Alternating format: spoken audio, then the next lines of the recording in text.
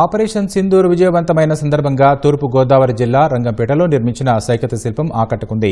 ప్రముఖ సైకత శిల్పి దేవిన శ్రీనివాస్ కుమార్తెలో దేవిన సోహిత ధన్యత సైకత శిల్పాన్ని రూపొందించారు.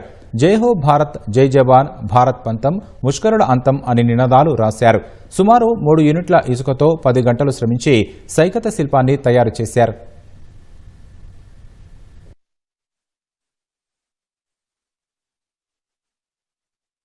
ఇటీవల పహల్గామ్లో జరిగిన ఉగ్రదాడికి ప్రతీకారంగా మన భారతీయ జవాన్లు చేపట్టిన ఆపరేషన్ సింధూర్ విజయవంతమైన సందర్భంగా మేము ఈ సైకత శిల్పాన్ని రూపొందించాము.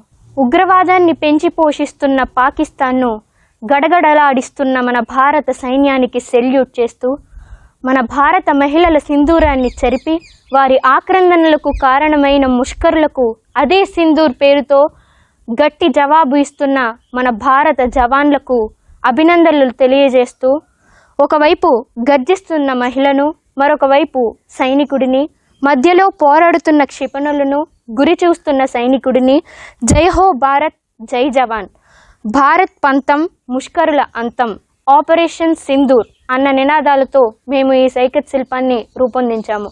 జై హో భారత్, జై జవాన్.